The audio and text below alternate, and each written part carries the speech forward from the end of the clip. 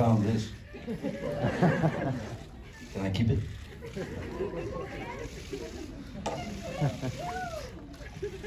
Bonjour. Je ferai la traduction, sauf quand ce sera en français. Jenny, I will do this translation.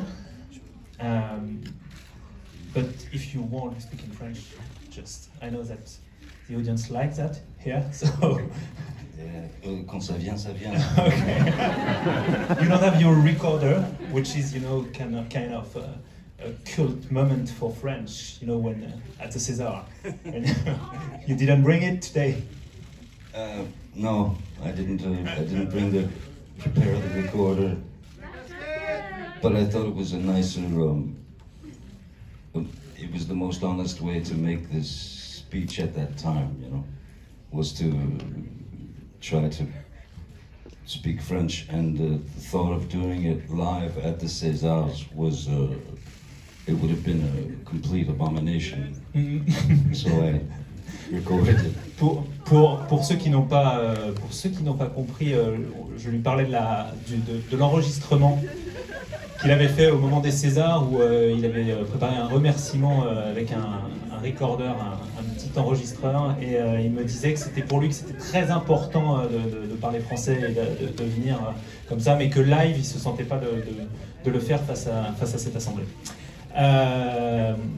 Donc ce soir on va brièvement essayer de repasser tout le fil de la carrière de Johnny Depp. Je m'arrêterai sur des rôles emblématiques parce que c'est un acteur qui est très qui a incarné des rôles qui sont devenus cultes. Donc on va s'arrêter comme ça sur certains rôles qui ont émaillé sa carrière. So tonight we are going to dig your filmography and to go back to some key roles of yours, and maybe you can just recollect some memories and how you work, because this is what really interests me and what interests people, I think. But before going to the role, maybe we can begin with the beginning, childhood, and most, for me, most interesting is that before movies there was music, and you said that your first enlightenment was Van Morrison's Astral Weeks. Astral Weeks. Avant de repasser ses rôles en revue, je voudrais qu'on revienne d'abord à son enfance et surtout à un moment clé de son histoire, qui est le moment où il découvre non pas le cinéma mais la musique, et Astral Weeks de Van Morrison. What's the effect and what did it convey to you as a child? I remember very clearly at the age of probably 11 or 12, roughly. At the time, there was a record that was very, very popular, and it was Peter Frampton's record, Frampton Comes Alive. And I remember I was playing that record in my bedroom, and my older brother, Danny, who's 10 years older than me, he came in and he flicked he flicked the needle off the record, and then he threw the record across the room, and then he grabbed Astral Weeks and put it on the player, and he said, if you want to listen to music, listen to real music.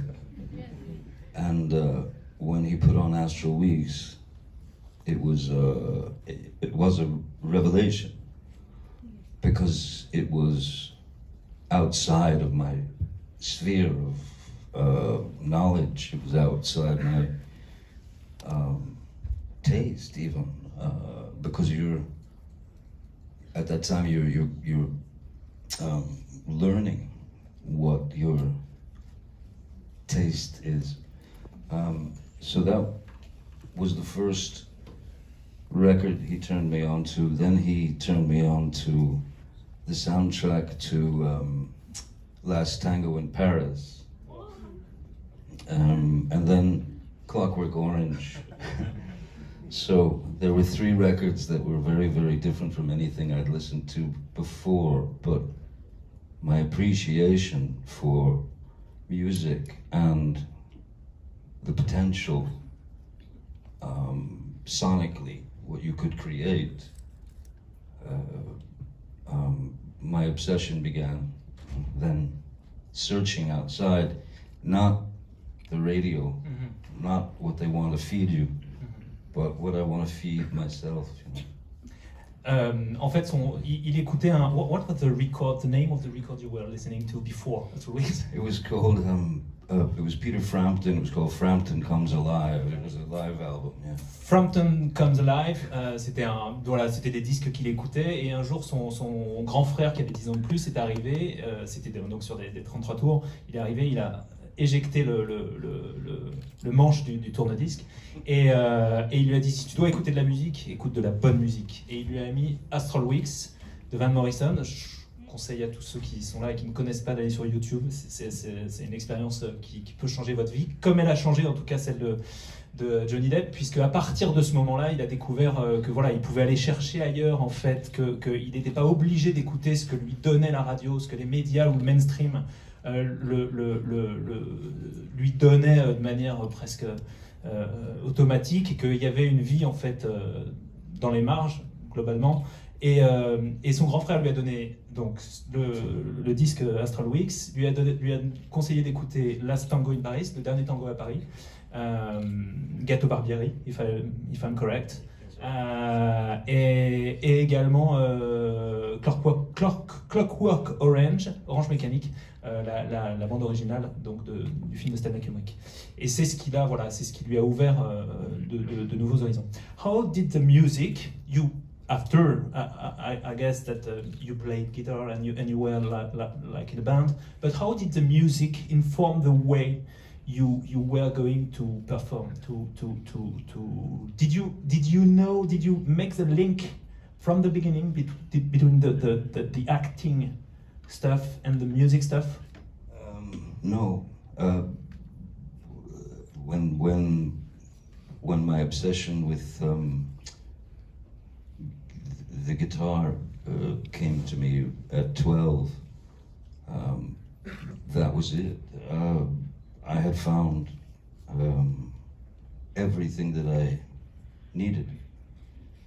In fact, I can remember coming home from school, going directly into my room and just playing guitar for hours, or learning how to play, listening to records, or just trying to learn by ear, and for days and months, and eventually years. I don't remember puberty at all. I don't. I was playing the guitar and drooling.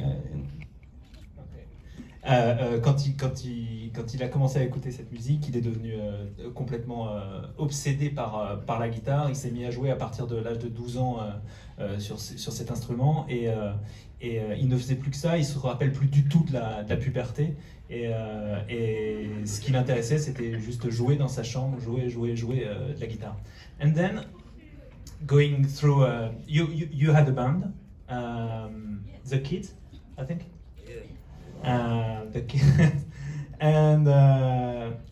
Et donc après, il a eu un groupe qui s'appelait The Kids, and then The Kids, you went to Los Angeles with The Kids, I guess. And donc il va avec les Kids à Los Angeles. The Kids splits. I'm going very fast, but because I want to come to movies, and then when it splits, you decide to go to the acting business. How was the first time you thought that you were going to play?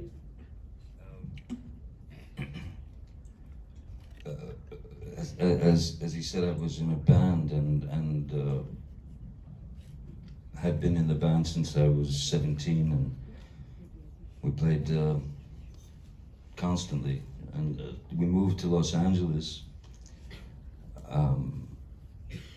And became just another band in Los Angeles, which is generally what happens.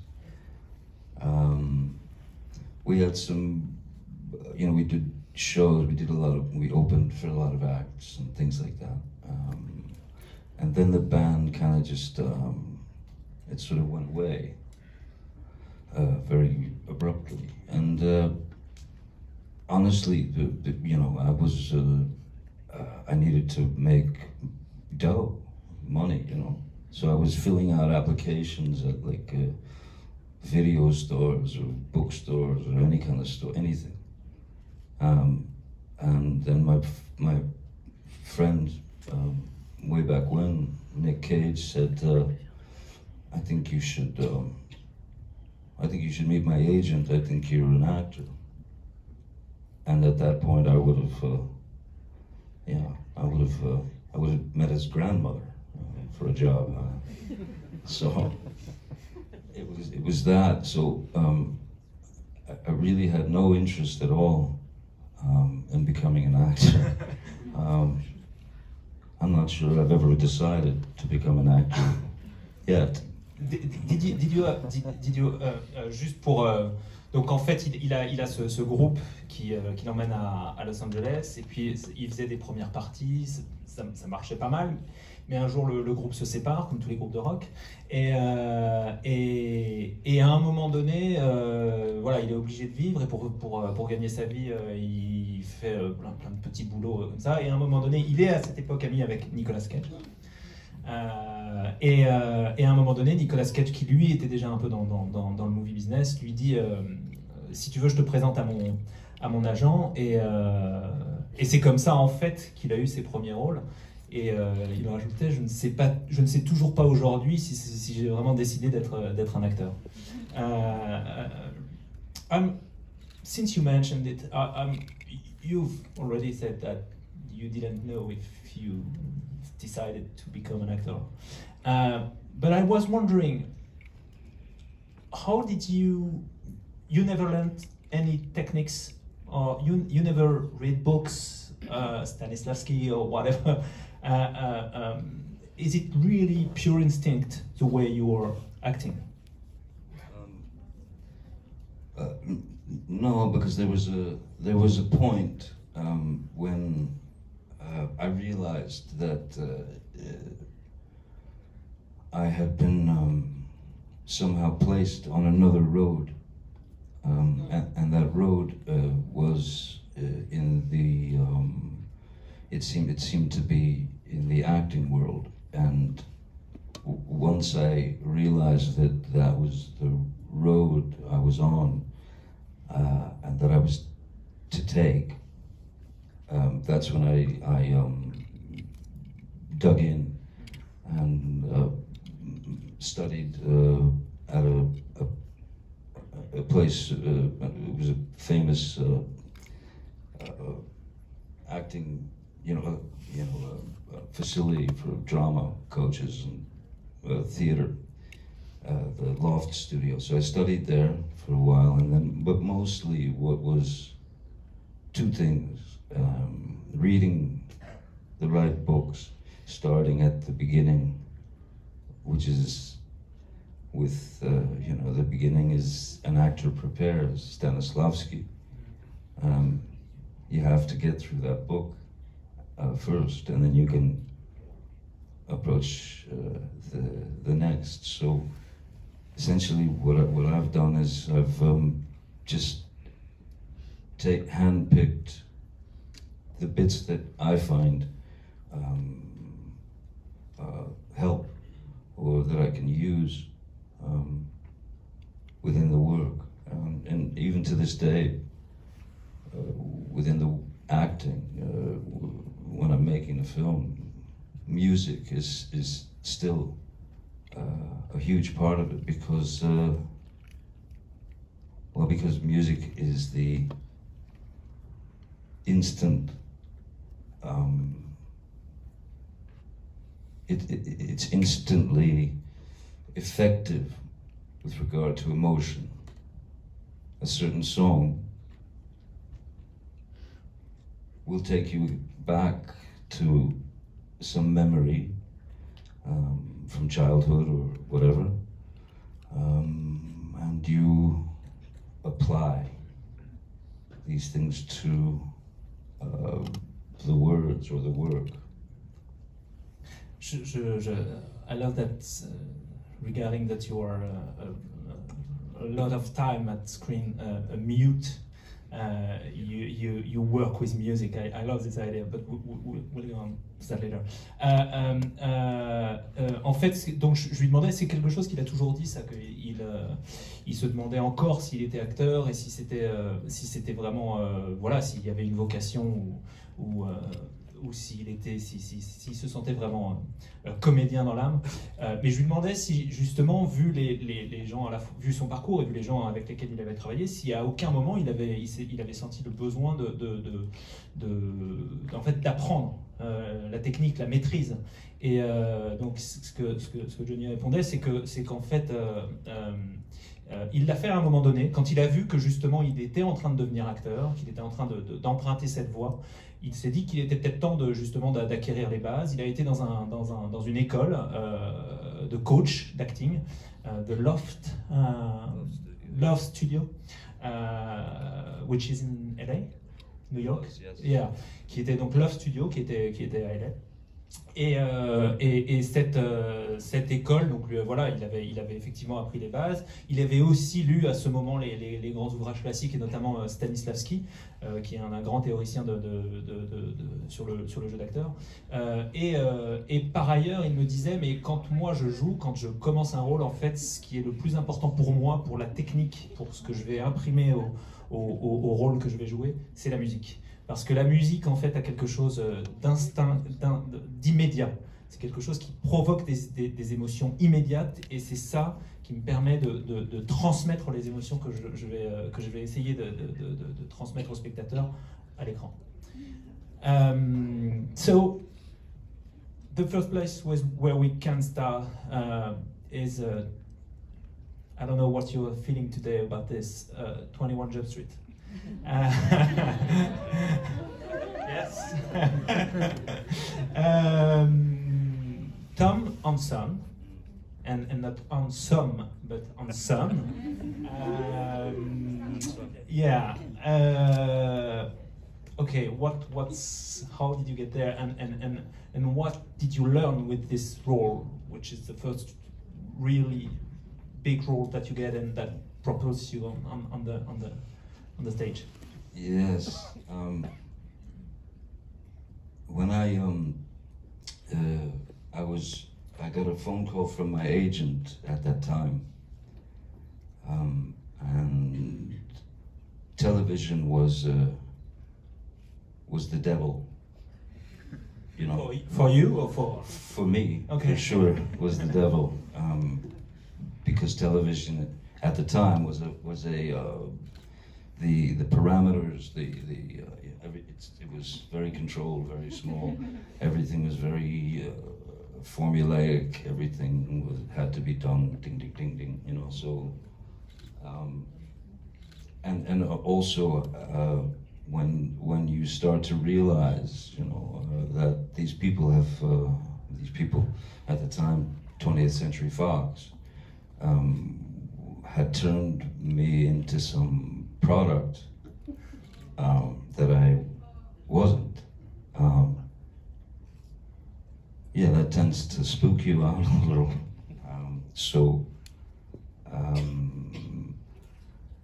I feel a lot of different things about that period, that show. One, I feel that it was the best schooling that I could have had, because there's no better way to learn the process than just doing it, and doing it every day for hours and hours on end, for months and months and months out of the year, you know, 7-9 months out of the year. It's a great education in the process of making a film or whatever. So you learn quite a lot. The problem that I had was I was trying to fight the labels. I don't like the idea of being labeled as something, or Well, because it's too simple. It's done to death. You know. Back then they would say, the new James Dean. Today, few of the media know who James Dean is, which is a tragedy. You know. But so I wanted to get fired from that show, and I tried for 2 years, and they wouldn't fire me. And I tried almost everything. I, rubber band around my tongue, because if you're an actor and you've made a character choice, it's really nothing to do with them. So if I put a rubber band around the back of my tongue and I say that my character has a speech impediment, because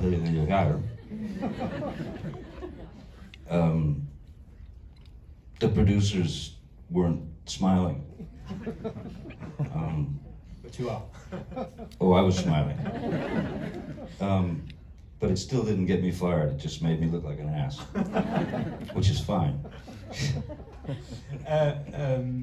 Sur 21 Jump Street, donc il a eu un coup de fil de son agent pour lui dire que voilà, il avait été casté pour jouer un flic dans des écoles. Wasn't it ironic that you left school at 15 and you were playing a cop in school, which is kind of crazy. Anyway. Donc il jouait ce flic infiltré dans les écoles alors qu'il avait, ce que je venais de lui dire, alors qu'il venait de quitter l'école, alors qu'il avait quitté l'école très très tôt. Et donc il a eu au début beaucoup de problèmes, enfin pas au début, mais il a toujours détesté en fait faire ce show pour une raison bête, c'est que pour lui je comprenais pas. Je croyais qu'on me demandait de m'arrêter. They're waving at you, so I'm waving to them for you. Et donc it's going to be tough. Et donc ce qui l'embêtait, c'était la télé. Pour lui, c'était le diable, c'est-à-dire effectivement tout rapetissé, tout dans des petits cadres, des petits formats, c'était vraiment l'enfer. Mais il l'a fait, et évidemment, et rétrospectivement, même si à l'époque il a eu beaucoup de mots durs contre la série, rétrospectivement c'est quand même ce qui lui a permis d'abord d'être connu, et puis aussi ça a été une très bonne école, parce qu'il y avait un rythme de tournage qui était très dense, très intense, et que c'était vraiment le meilleur moyen pour lui justement d'apprendre le métier de comédien. Il raconte aussi que très vite il a voulu se faire virer, qu'il a fait beaucoup de choses pour se faire virer, notamment se mettre du scotch autour de la langue, parce que en fait, comme c'était tout bête, c'est que c'était une option de créativité sur son personnage, et que personne ne pouvait rien lui dire. Donc les producteurs voyaient qu'il s'était mis un truc en disant ah oui, j'ai un problème d'élocution ce matin, quand il arrivait et qu'il jouait son personnage, mais évidemment ça faisait pas rire les producteurs, et pendant 2 ans ils ont refusé de le virer, et puis finalement au bout de 2 ans, have you been fired? No. Non, il a même pas réussi à se faire virer en fait. No. You try hard. I tried very hard. I was. What happened was, I was filming Edward Scissorhands, Okay. and I got a phone call from my agent who said that Fox had missed the date that they were supposed to let me know that we were doing another season. They hadn't made the date, so on legal bounds I was free. Okay. So I felt like Nelson Mandela.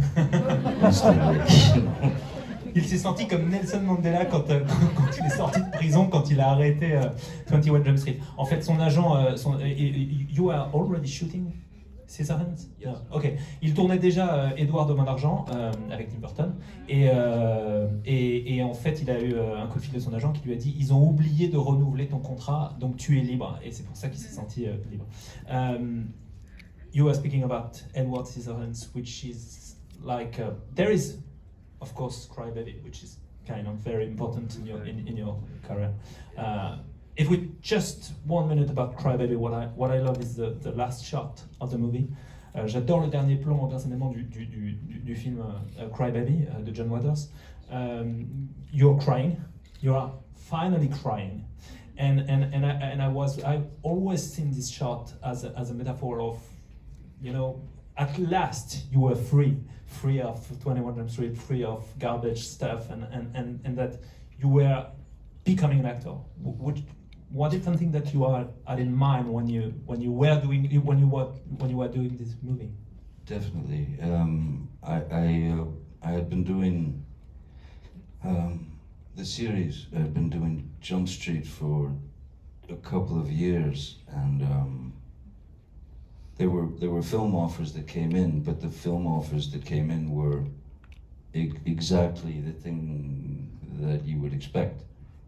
For a young actor coming up, give him a gun, give him a beautiful girl, give him some criminal activity to sort of fight against, and then whatever the rest of that movie is, which we've all seen thousands and thousands of times.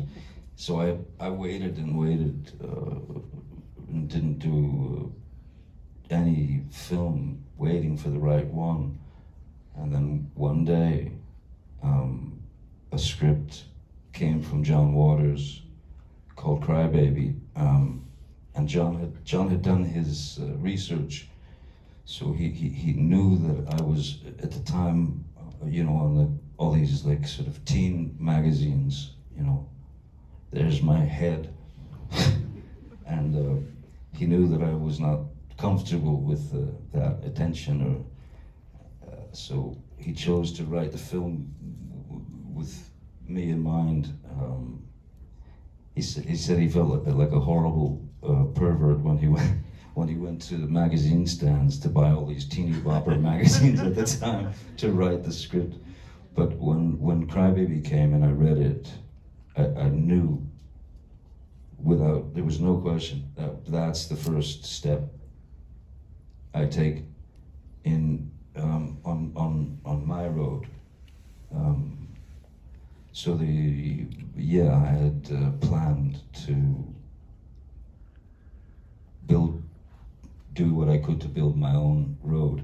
So Cry Baby was the first and most important for that. Je lui disais que donc j'adore le plan final de Cry Baby où on voit Johnny Depp qui est on va dire c'est une relecture pour ceux qui ne l'ont pas vu, c'est une relecture de West Side Story dans les années 50s avec l'affrontement de deux gangs et le problème du personnage de Cry Baby, c'est qu'il ne peut pas pleurer et à la fin du film, ne vous inquiétez pas, c'est pas un spoiler, mais à la fin du film il pleure et son visage est en larmes et j'ai toujours vu cette image comme une espèce de métaphore du fait que c'était la naissance de Johnny Depp, acteur qui se libérait de ce qu'il avait fait avant, les enchaînements de séries un peu nuls, même si j'aime beaucoup 21 Jump Street, je ne devrais pas le dire.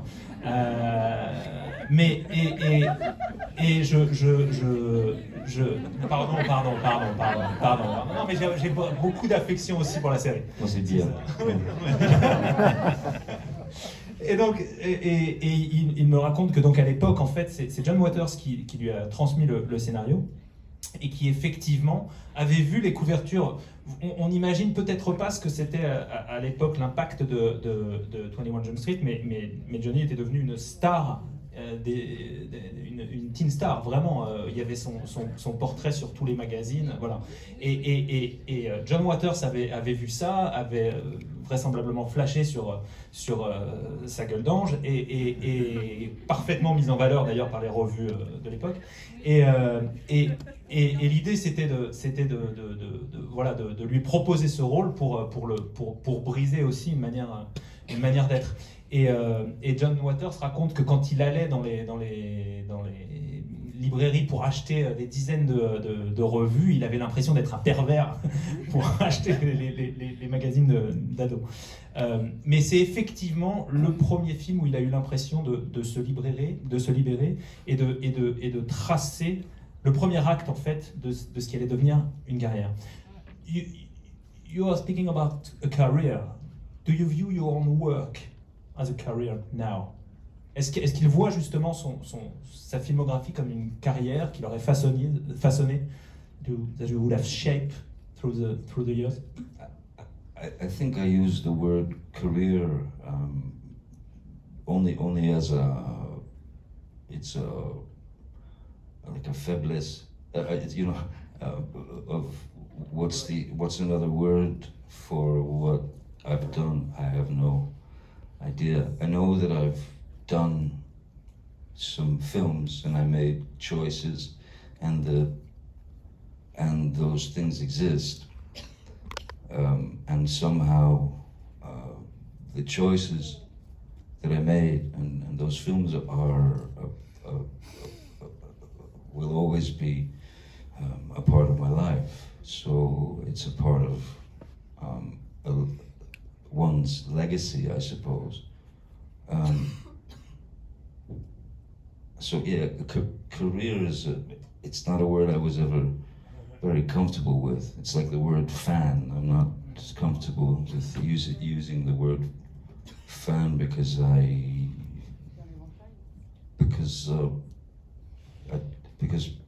they're people.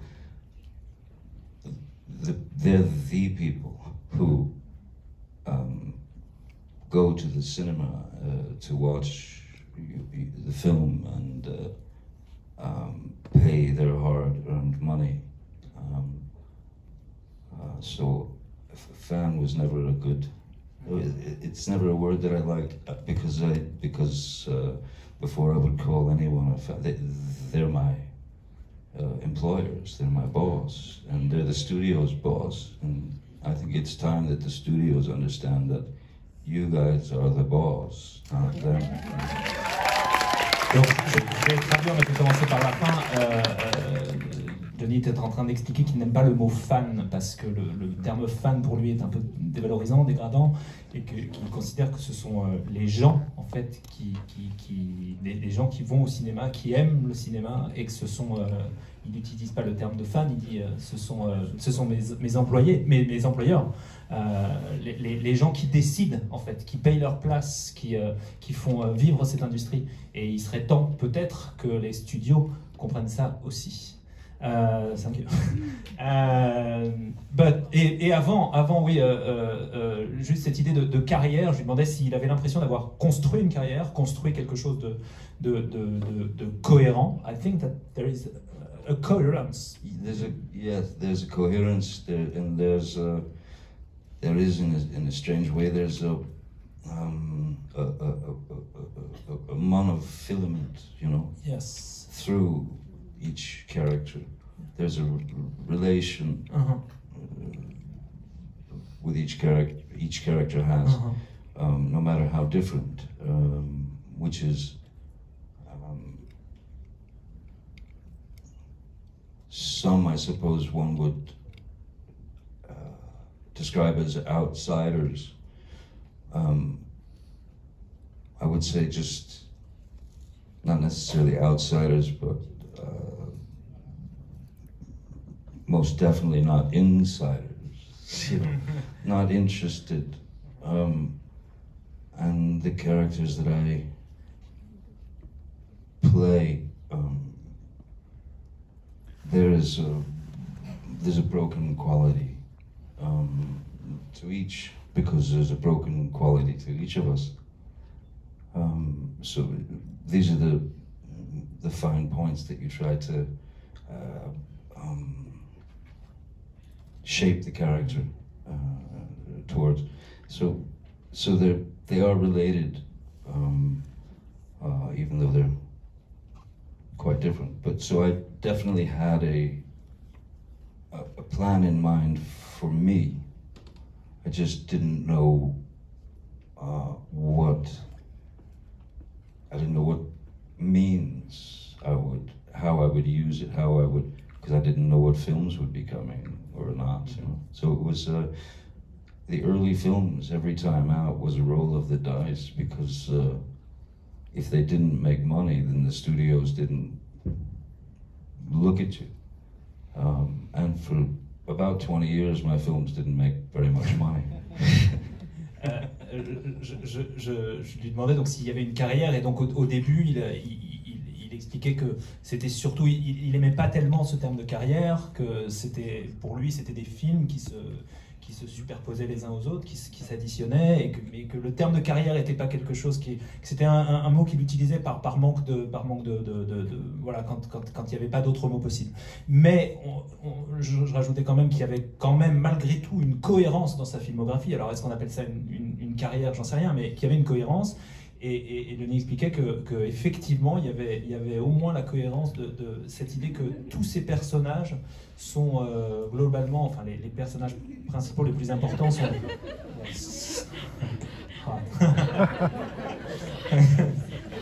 que tous ces personnages étaient des outsiders, ou en tout cas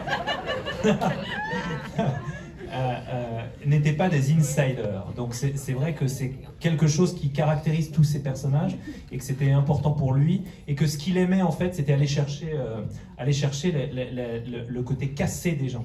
Il aime bien les personnages un peu cassés, broken quality of characters, et parce qu'il pense qu'on a tous quelque chose en nous de cassé. There is a saying, I've written it down somewhere, but anyway, I love that Tim Burton, because we are going to speak about Tim Burton.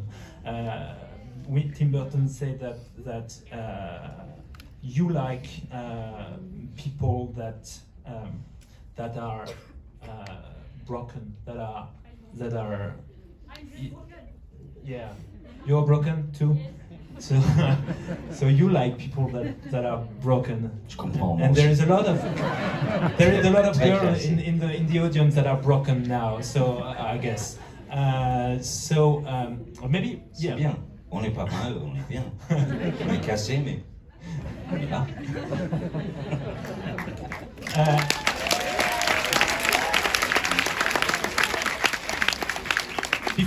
Just before going to Tim Burton, just one question, because there is a beautiful documentary here in Deauville, which is called Val, which is the home movies of Val Kilmer. And he made a beautiful, intimate documentary about himself and his life and his career. Beautiful. And yeah, really. I don't know if you've seen it, but no. You should try it, because it's really. Je dis juste que ce qu'il vient de dire me fait penser à un moment dans Val, qui est le documentaire qu'on peut voir ici sur Val Kilmer. Val said that he tried hard to not to do always blockbuster. And I know that it's your case, and he said that it's a path where you are very much alone when you choose this road. Val Kilmer a dit dans le film que c'est à un moment donné il en avait marre de faire des blockbusters, il a arrêté Batman, voilà, parce qu'il ne pouvait pas faire son métier correctement, son métier d'acteur, et dans le documentaire il dit que c'est un moment donné où il s'est retrouvé choisir justement de ne pas faire les blockbusters, ne pas jouer le jeu de l'industrie, not playing regarding the industry game, l'a rendu seul, et l'a vraiment condamné à une forme de solitude. And I wanted to know if it was your case, if you felt alone, and that you knew that it was a brave, audacious move. The idea of any accolade like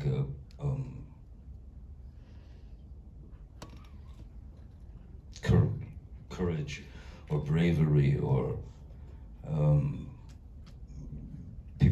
some people have said that about certain choices that I've made. Some people have said that about choices that I didn't make, that it was brave or courageous to not do those films at the time because they were huge films. But I think it really, I couldn't say that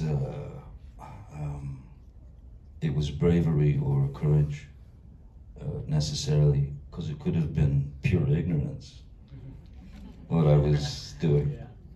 And every time that I made a film, it was as I said, you roll the dice every time. There was every opportunity, and this was important to me. It's still important to me.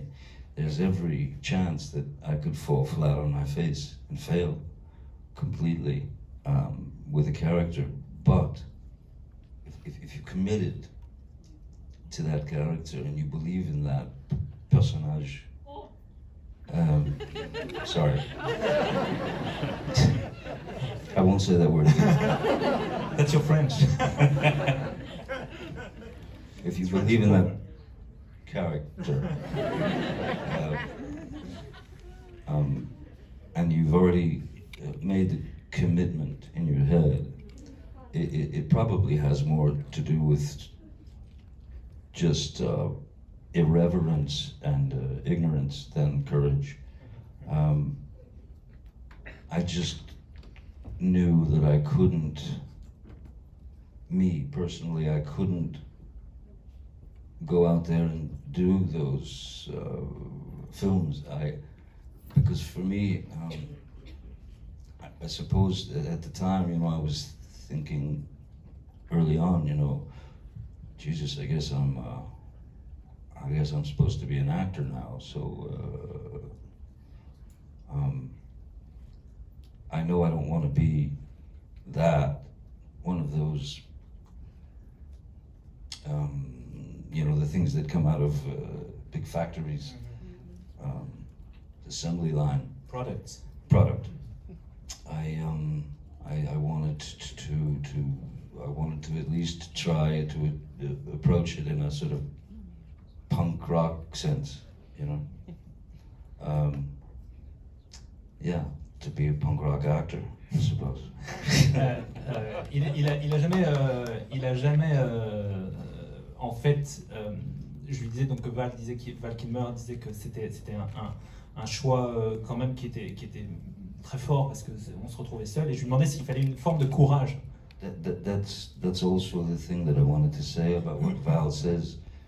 When Val says that you feel very alone when you make these choices, because there is risk, of course. There's risk involved. You do feel very alone, but you must. Il faut. Yeah. Who else? Yeah. It's here. you. It's you. So you have to. If it's a miserable feeling, that's the cards you got dealt, pal. Look at your cards and play them. You know. That was the courage I was speaking of, actually. You just somebody hands you the ball, man. You have to run. Donc je lui demandais s'il refusait des films qu'il avait fait, de films prestigieux qu'il avait refusé pour aller tourner avec Jim Jarmusch ou Tim Burton ou Terry Gilliam. Est-ce qu'il fallait une forme de courage particulier? Il dit non, c'est pas du courage, c'est plutôt de l'ignorance, parce qu'on ne sait pas ce qu'on va faire avec ce personnage. On ne sait pas, on a envie de s'investir dans ce personnage, on ne sait pas ce qu'on va en faire, et rien ne compte d'autre que l'investissement qu'on met dans la création de ce caractère. Par ailleurs, on n'a surtout pas envie en fait d'être un produit comme tous ceux que l'industrie peut déployer, enfin peut produire à longueur de temps. On n'a pas envie d'être ça. Il se vit comme un acteur, un punk rock actor, which is a good definition. un acteur punk rock, et voilà. Et par ailleurs, il rajoute que par rapport à ce que disait Val, il y a une forme de solitude, mais c'est une solitude qui est en fait qui est normale, puisque la décision de jouer ou ne pas jouer, elle est personnelle, et il n'y a que lui qui peut la prendre. Donc cette solitude, elle est au fond naturelle. Et that's all, yeah. Tim Burton, Edward Scissorhands. Do you recall two things first? Do you remember who was first casted for the role? Je lui demande s'il se souvient de qui était à la base prévu pour jouer Edward Scissorhands. At the time, I was doing 21 Jump Street, and I was asked to go and have a meeting with Tim Burton. This was 89, and I had just done Crybaby, and it was for the role of Edward Scissorhands, and was sent the screenplay. And the screenplay made me sob like a child. I cried like an infant, like a newborn. It was so, it just, it touched me, it just moved me greatly. And so much so that I called my agent and canceled the meeting with Tim because I was sure there was no way he would cast me in the part. And at the time, everyone in Hollywood and beyond were all sort of dying to play the part of Edward Scissorhands. And, I mean, Michael Jackson wanted the part. Tom Hanks was talked about. Other actors, but 20th Century Fox thought would be the best option for Edward Scissorhands at the time was Tom Cruise. And he would have been great. In his own way. À l'époque, donc, il était encore sur 21 Jump Street, il reçoit le script de Edward Scissorhands, il le lit et il se met à pleurer. I guess that you saw because of the beauty of the part of the story. The purity, the innocence,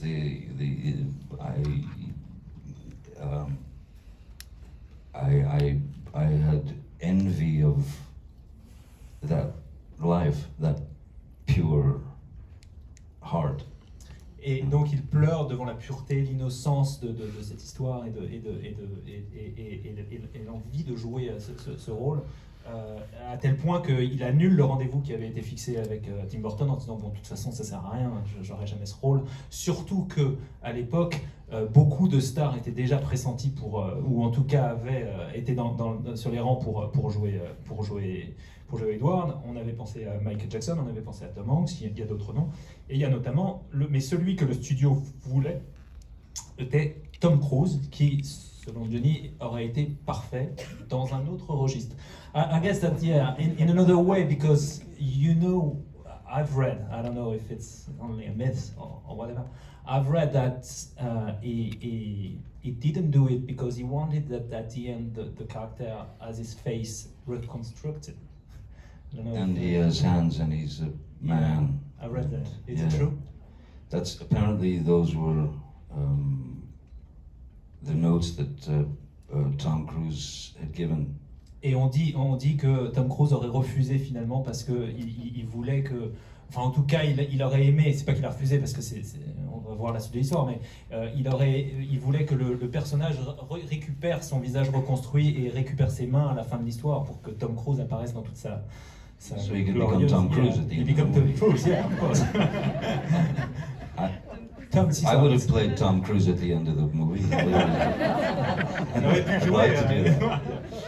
So but Tim Burton, you met him and what happened? I finally did have the meeting with Tim Burton, and I flew to Los Angeles and went to, I met him at a coffee shop. I'd never seen him before, but I'm looking around the joint, trying to see if I can figure out who he is. And I saw this guy with hair sticking up all over the place. He looked very nervous. He was sitting at a table by himself, drinking coffee, and I thought, it's got to be him. So I went over and we met, and we had a great, we instantly hit it off and understood one another. And Tim was one of the first to understand me. And yeah, me and who I am. So he and I spoke for about 3.5 hours. We drank about 7 pots of coffee, and by the time I left there, I was chewing on my spoon, literally chewing on it. So it was a great meeting, but I thought it's never going to happen. And then 1 month later, I got the phone call. It said, "Hey, you're at Scissorhands," you know, which that was the moment I knew. As I had with Crybaby, that was the first step. Scissorhands, the second step, put me on a strong foundation, but my own foundation.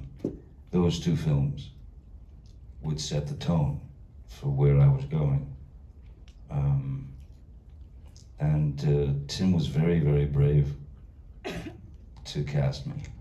Very brave over all those people. And he saw something that he recognized, because essentially Edward Scissorhands is Tim Burton at the age of 16. You know, that was his drawing. So when he gave me the opportunity to bring that character to life, at that moment I thought, if I do just these 2 movies and they don't let me do any more, I'm good, man, okay, fine. Donc il a eu un rendez-vous avec Tim Burton qui a duré 3h30, il l'a retrouvé dans un coffee shop et il y avait ce type avec des cheveux un peu bizarres, avec, voilà, qui avait l'air un peu nerveux en buvant son 15e café de la journée. Et voilà, il a tout de suite compris que c'était lui, ses mains, like Edward. Et ils ont parlé pendant 3h30 et ils se sont compris immédiatement, c'est instinctif, animal, would you say? Yeah. Tout de suite, yeah.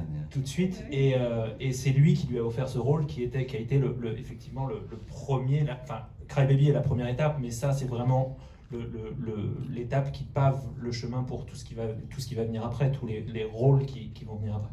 Et il rajoute que Tim a été très courageux de le caster, parce que Burton en fait s'est opposé au studio qui voulait effectivement des acteurs plus prestigieux, et il a tenu bon pour imposer le jeune acteur de série télé Johnny Depp dans le rôle face à Tom Cruise. Donc. How did your companionship with Tim Burton evolve through the ages? Because obviously, it's one of the key collaboration of your career. Yeah, I mean Tim and I on Scissorhands, there was a language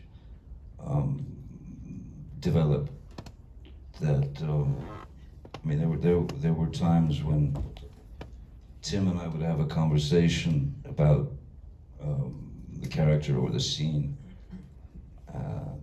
Could be 5 minutes, 10 minutes, and then, you know, immediately after, a crew member would come over to me and say, "I just heard you and Tim speaking about the scene, and I didn't understand a word you guys were talking about.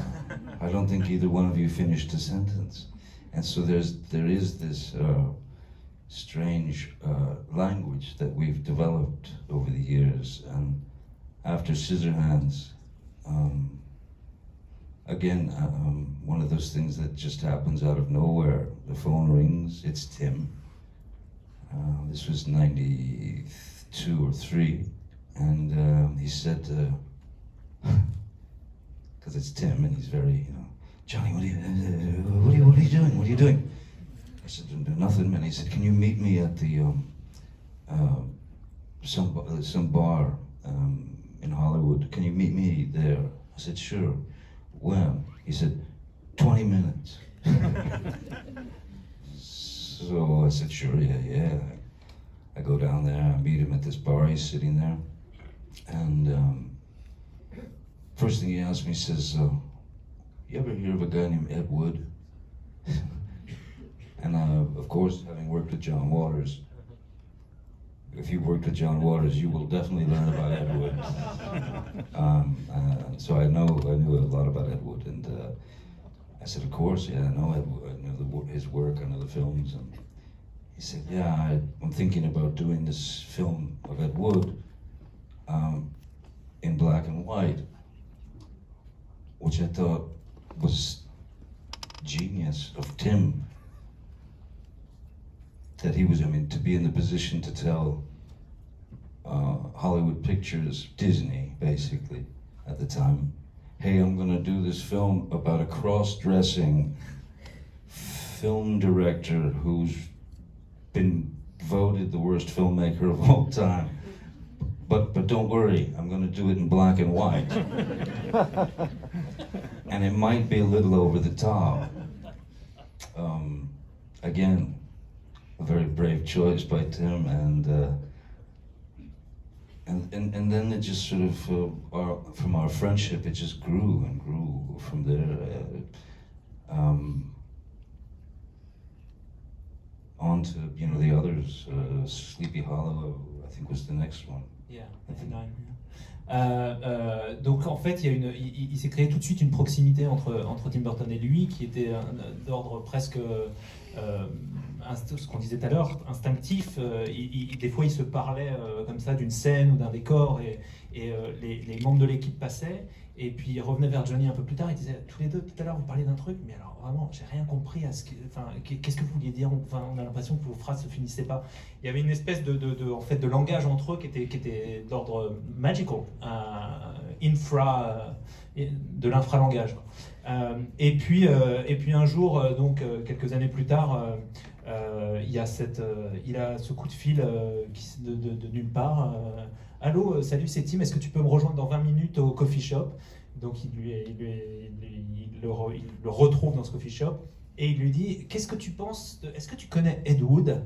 Donc comme il a travaillé avec John Waters, quand on a travaillé avec John Waters, on connaît forcément Ed Wood.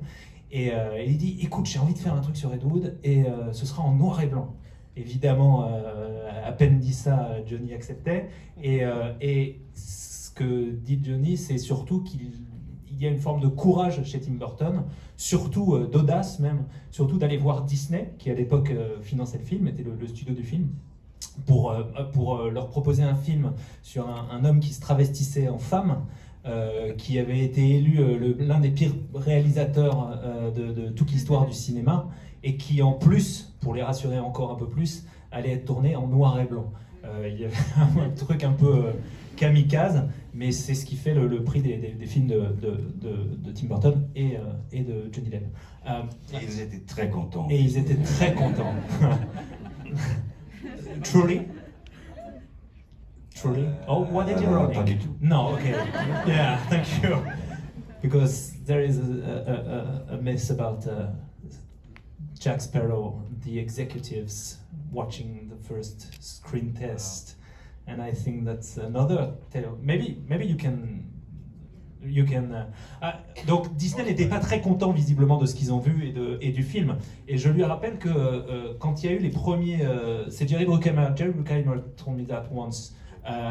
Jerry Bruckheimer, qui était producteur du film, m'a raconté un jour que quand il avait montré les screen tests de Jack Sparrow, donc Disney produit une adaptation de son extraordinaire attraction, voilà, et au milieu il y a Jack Sparrow. Jack Sparrow, pour ceux qui ne connaissent pas pas le film, mais l'attraction, c'est un personnage qui apparaît, mais qui est quand même assez peu dessiné, on ne sait pas grand-chose.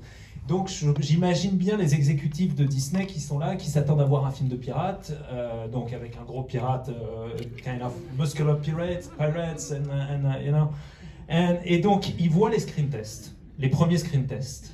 Jerry Bruckheimer les invite visiblement, et quand ils voient les screen tests, ils sont, yeah. What were their reactions when executives saw that screen test? What did they say? Why is he doing that? Pourquoi est-ce qu'il fait ça? Why is he doing that? What does it mean? Qu'est-ce que ça veut dire? I don't understand the word he's saying. Je ne comprends pas un seul mot de ce qu'il raconte. We will have to subtitle the film. On devra sous-titrer le film.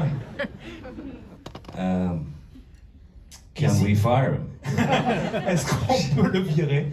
Actually, Jerry Bruckheimer told me that they wanted to cut your part. Is it true? They wanted to be as far away from me as possible. Yeah. They really did. Yeah. And what was? Is he gay? They asked also. Yes, I got a phone call from one of the upper echelon, one of the bosses at Disney, a woman named Nina Jacobson, and she called me on the phone and said, "Johnny, please, just tell me, what's wrong with him? What's right? Is he insane? Is he drunk? Is he gay? Is he?" And that was the moment when I thought, I'll finish this now, you know.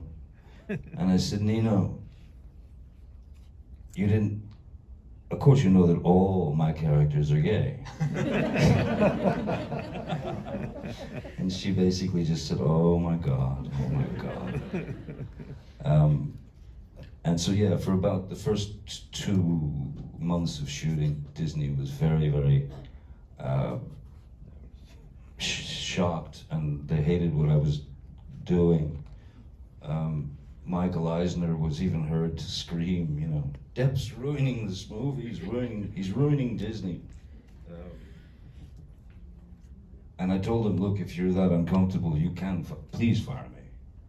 Please pay me Again. Please pay me, but fire me and get somebody else."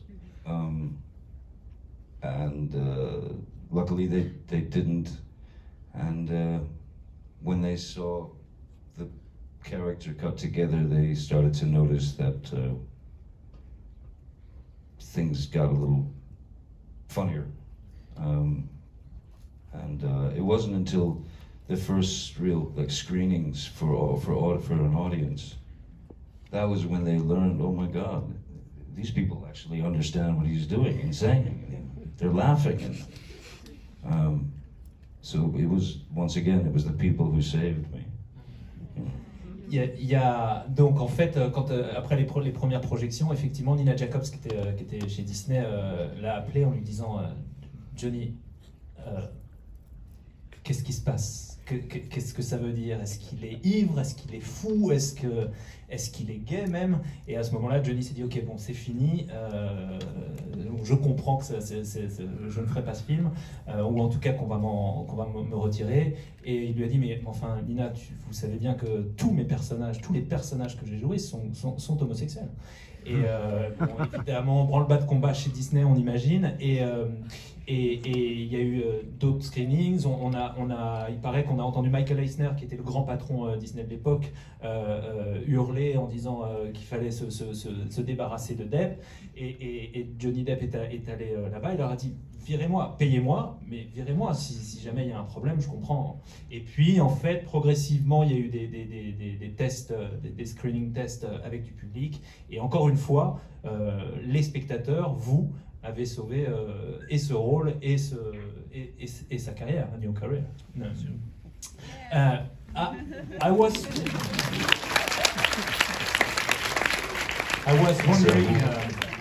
wondering if there is from Jack Sparrow, from Scissorhands to Jack Sparrow and going to Raoul Duke or William Blake. I wanted to ask you a question about your influences in terms of physicality. You speak about music. I wanted to speak about silent movie stars, because there is you are very mute a lot of time, and a lot of things go through your eyes first. And Vincent Gallo said some beautiful things about your power of stillness and your gift of observation and of placidness. I don't know if you and I wanted to know what's your relationship with those those actors, Lon Chaney, Chaplin, that you loved. Can you elaborate a little? as a kid, just on like I think it was public television. You could watch old silent films. So yeah, maybe I was 9, 8, 9, 10, watching these silent films with Charlie Chaplin and with Buster Keaton and with Lon Chaney Sr. and I became obsessed with these people. I became obsessed with silent films, and what I suppose fascinated me mostly then, still fascinates me now, is that they did not have the luxury of words. Everything was.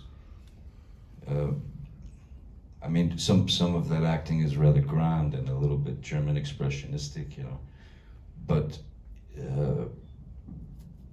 it's still, everything is behind the eyes, and everything is in the body, language, and the timing. And again, if you have to speak volumes and speak layers of things with nothing but body language, movement, thought, and emotion, they're untouchable. What they were able to do, plus the physicality of their work. Lon Chaney Sr. Had his legs bound behind him to do a film called The Penalty, where he played a man. Yeah, his legs had been cut off. It's some of the most brilliant acting I've ever seen, physical acting and emotional. Keaton, I think Buster Keaton never failed. So those were the guys that were my heroes until, Marlon Brando or Timothy Carey, or actors that I thought were George C. Scott, that I thought were interesting and doing things uniquely. But yeah, the silent cinema is still an untapped universe. The essence, yeah, maybe. Quand il était plus jeune, effectivement, il a grandi. You were watching at the TV, tu sais? Yeah. Il a grandi en regardant les grands films muets, Chaplin, Keaton, Lon Chaney, et ça l'a beaucoup marqué, surtout pour effectivement tout passé par la physicalité, la puissance du corps, du geste, une extrême implication aussi, parce qu'il rappelle que Lon Chaney, pour certains rôles, quand il jouait des personnages handicapés, se scotchait la jambe, enfin s'attachait la jambe dans le dos pour jouer un unijambiste. Enfin, il y avait des performances qui sont effectivement marquantes, et surtout cette idée de effectivement la puissance du corps, en fait, la puissance de l'élasticité. And I think that we can see that in Raoul Duke when you play Hunter Thompson like a Keaton-esque, cartoonish character, I think. Quand il joue Hunter Thompson dans Las Vegas Parano, par exemple, pour moi, c'est un personnage de cartoon, la manière dont il l'interprète. The character of Raoul Duke in Fear and Loathing or Las Vegas Parano it was Hunter Thompson, certainly, who I lived with him for months and studied him. And he was kind and generous enough to allow me to do that.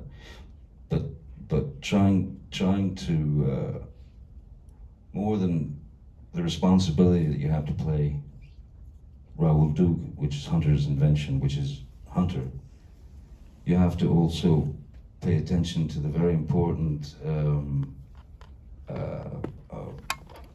the drawings that Ralph Steadman did to sort of take you through the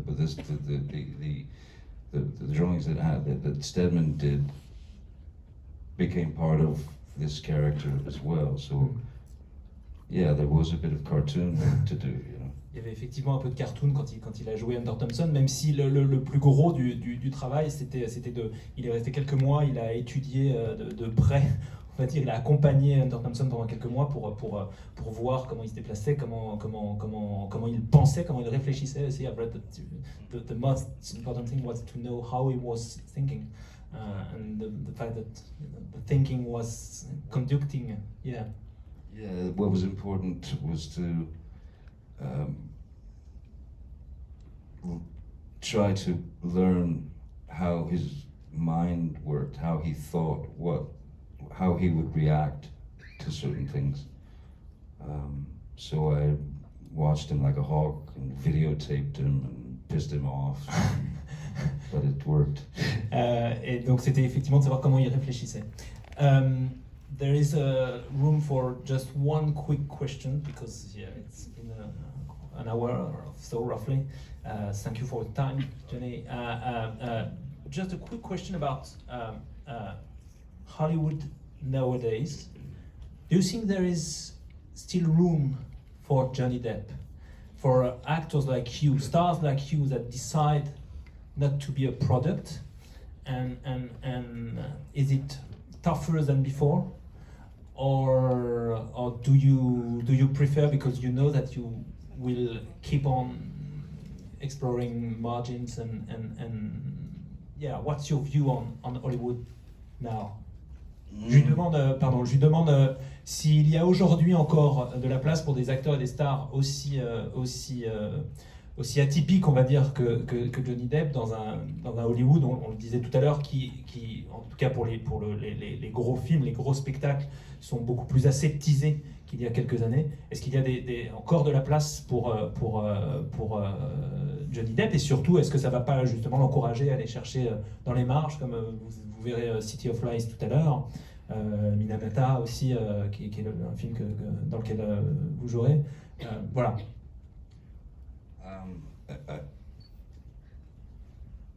I don't know that Hollywood is any different. Hollywood itself, meaning the bosses, the upper echelon, the people who control studios, the people who make decisions, the people who send notes to filmmakers while they're making their film. I've experienced it firsthand for 30 years or so. So, and I've done the Hollywood. I've done films with studios, and I've done films on shoestrings, you know, shoestring budget, and the one thing is this: though film cinema is definitely a collaborative effort, you know. Nobody goes out there and does everything alone. It's about this coalition, this group of people all working towards the same goal, and that is to make the best film you can make. But in Hollywood itself, where I would say Hollywood makes more movies, just movies, less film, less cinema. And I think that, you know, having experienced, you know, having read notes that get received by filmmakers during, I'll give you a great example. This is 20th Century Fox again. I was doing a film in the Czech Republic called From Hell, and From Hell was a film about Jack the Ripper. So